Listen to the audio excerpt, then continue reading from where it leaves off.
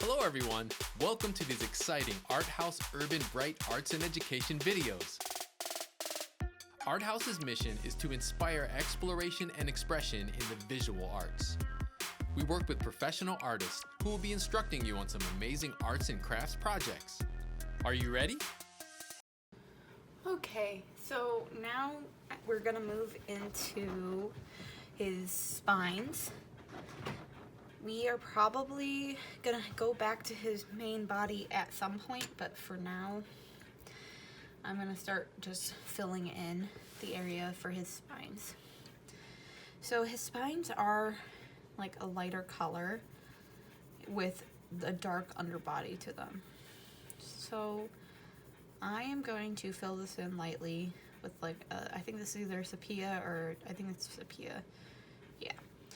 And just start filling in the area where I'm going to be doing all of his spines. And then I'm going to probably go over and start darkening in between the area.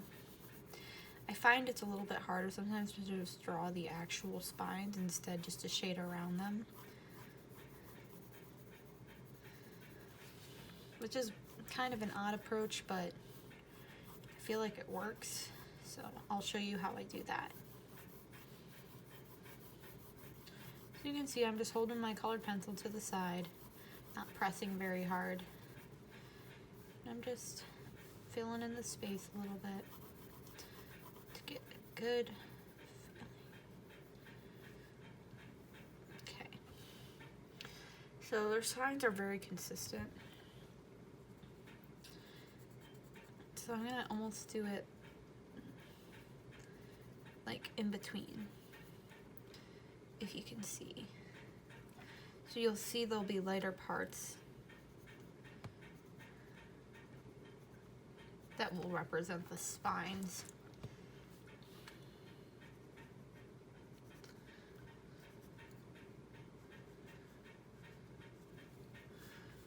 And this is something you might need to sharpen your colored pencil to do the whole thing on, because if it starts getting too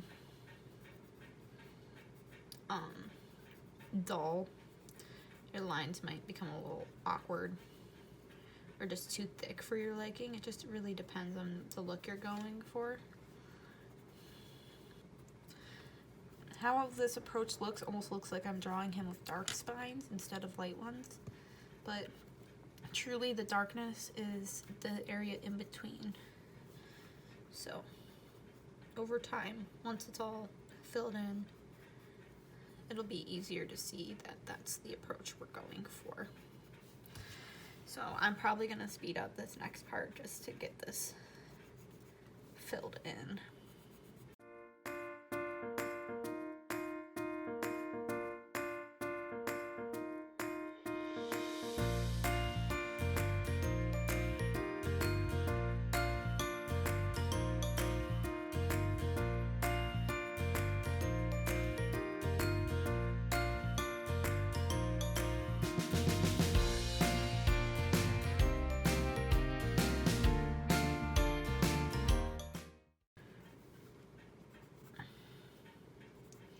Okay, so now that we sort of have this all filled in, we can start shading around it a little bit, and we're gonna leave some positive areas, which are gonna be more of the actual spines. And you can see I'm using sepia for all of this at this point, but a lot of the spines are lighter colored, but it'll give the kind of impression using those positive and negative spaces that the spines are this lighter color, but also has a lot of that darker color in it too. And then we'll go into those areas where there's lighter colors and make it closer to the actual tone of the spines.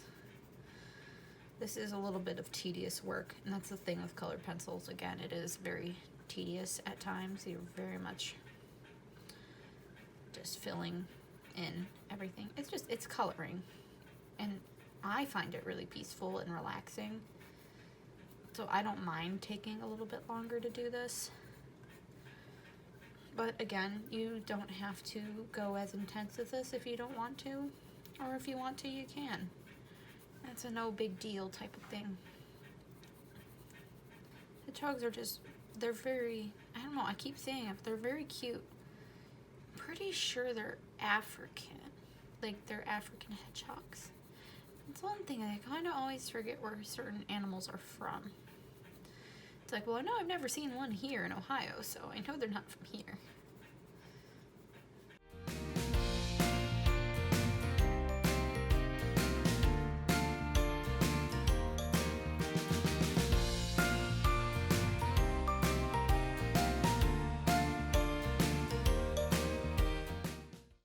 Another suggestion, it's always really fun to draw when you put on like your favorite music.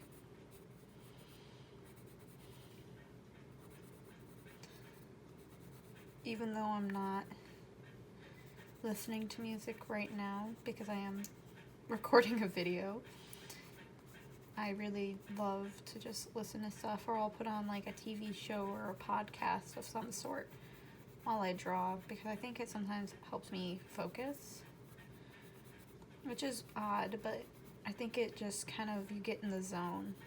It kind of helps you just zone into what you're doing and the detailing. Kind of works almost just as noise, but sometimes, like especially with music, if you're drawing something emotional based or something personal, it kind of can help draw those things out of you, and you represent the emotion you're trying to create. We have slowly started filling him in, and we're gonna probably go in there now with a darker color. So we're gonna try the dark brown to kind of start filling in even more around the whiter areas.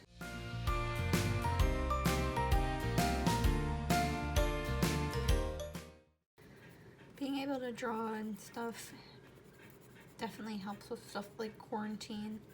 Kind of gives you something to do, something else to put your mind into. You can kind of throw yourself into it. Okay, so as you see, I've been adding into those darker areas. The lighter areas are still there, and those are going to be more of a cream color again, but we don't want to make them too dark so that they don't like blend in with everything else. Some of them we might just leave the color they are now too. Okay, so I'm actually going to go in. I don't know if I want to use the pink. I might go over it with the pink first, the deco pink, and I'm just gonna do a light color over it. I can't really tell how much it's doing, but I'm just gonna do it because I want to add a little color into the spines regardless, because it is kind of like a lot of those more monotone, that's not monotone, monotone is one color, more neutral colors. So, you know, you sometimes want to add a little bit to it. So, and I might go in with a little bit of white in the spines areas. So, yeah, it's not actually doing as much as I thought it would. I'm probably gonna go in some of this a little bit darker pink in here.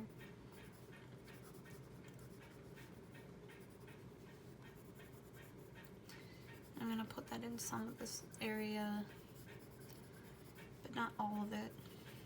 Just gonna feel around. And I'm probably still gonna have to darken up some of those darks as well. You can always have darker and lighter colors in there.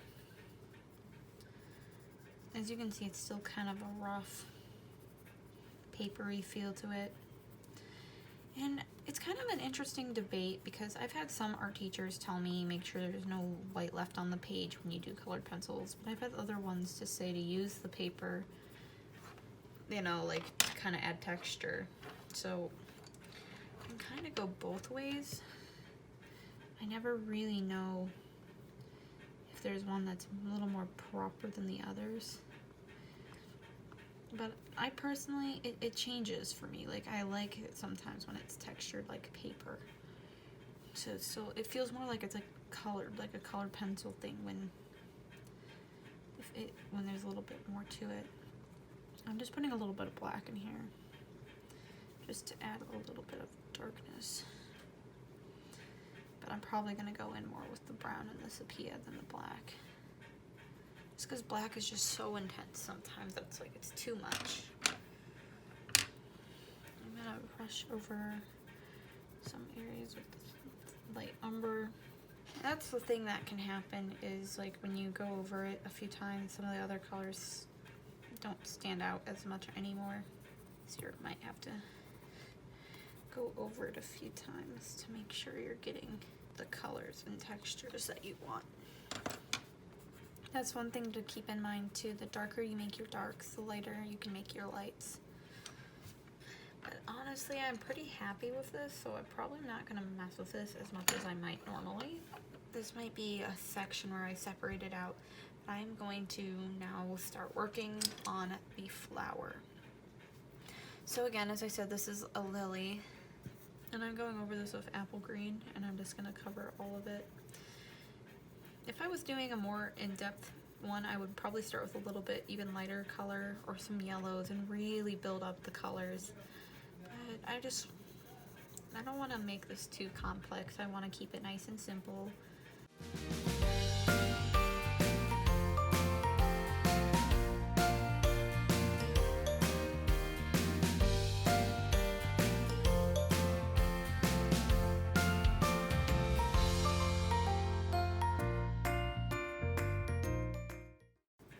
As you can see, you can adjust the darkness of your colors based on how hard you press your pencil, but you can obviously use different colors to increase the levels of shadow or light in the piece as well. So like here, I'm gonna go in with this darker green and start to set areas of shadow.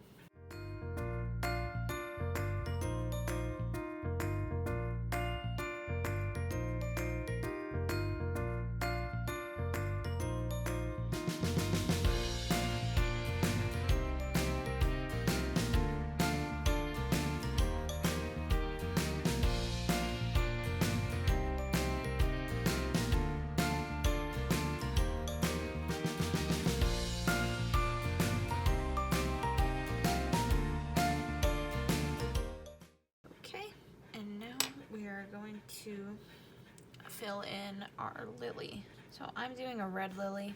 So the red lily, I might need to actually grab some more colors to do a red flower.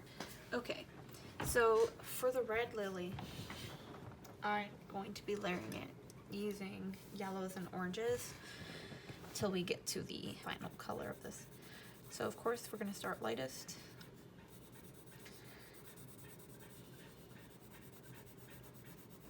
We're just gonna fill in the whole space. Okay. And then that's something we're gonna build up. So I have like a yellow orange.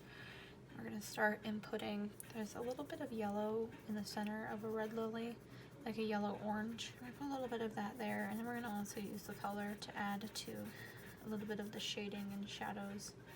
Again, the lightness is coming from here, so a lot of this over here is gonna be a much darker red than right here.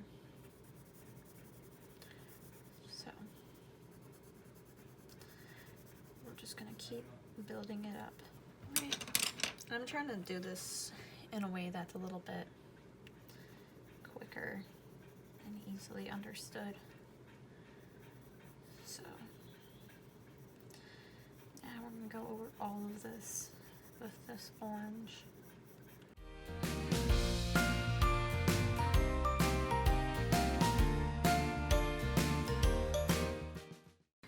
Now we're moving into a more red-orange, and I'm gonna start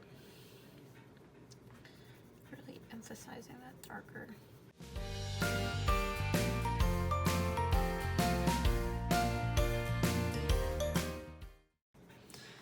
And now we're gonna get really into those brilliant, bright crimson reds.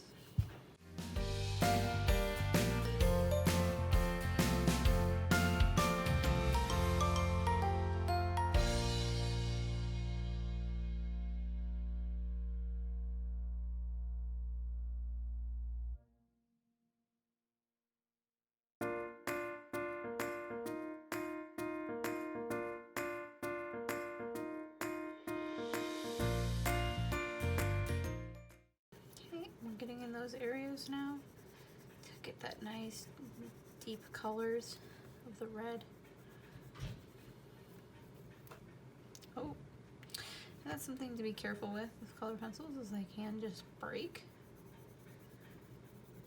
Or they are already broken. The only thing I've found with a lot of my colored pencils is their lead is like broken on the inside. So I often have to be really careful so that they don't just fall apart. See, this one seems like one that has like the lead broken inside of it. So it has more ability to just fall apart. But we're gonna hope it hangs on here, at least till the end of the video. As you can see, I kind of did like a thicker style for the colored pencils on the flower, so I might move back in and go into my hedgehog and everything and try and keep that style consistent. We still have to, so these, the little pieces and parts of the red lily are darker here. They tend to have, I'm going to put a little purple in these as well. I feel like purple works wonders with a good red-orange combination. But yeah, the pollen areas are very dark on a red lily, and they actually sometimes have just spots on their actual flower. But for the most part, after this point, you can go in and touch up as you desire. So I'm just going to finish this up.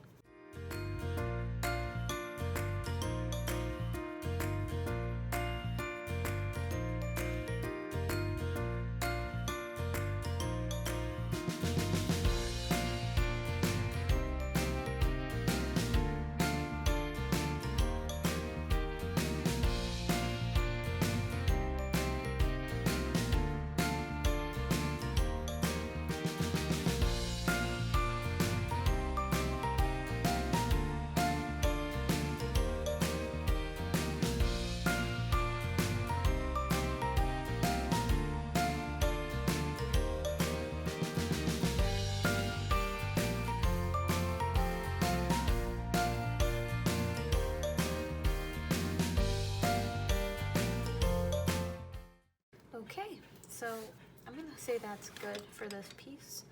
You can always do more with it or continue building it up, but I'm pretty happy with it for what it is.